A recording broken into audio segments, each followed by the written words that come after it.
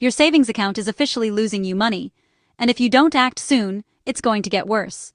Inflation just dropped to 2.4%, the lowest in nearly a year.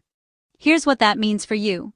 When inflation drops, the Federal Reserve cuts interest rates. When they cut, banks follow. That high-yield savings window is closing. Right now, high-yield accounts pay 4% or more. Standard checking accounts pay 0.01%. $1,000 in a regular account earns you 10 cents a year. The same $1,000 in a high-yield account earns $40. That's a 400 times difference. If your money is sitting still, you're losing purchasing power every single day. Here's what to do. Step 1. Run an idle cash audit. Check every account. Find money sitting there earning nothing.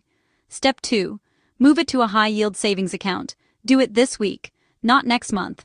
This week. Step 3. Automate it. Set up recurring transfers so your money keeps moving to where it grows. The Finance Reset Toolkit makes this simple. It finds your lazy dollars in minutes. It shows you exactly where your cash is sitting and where it should be.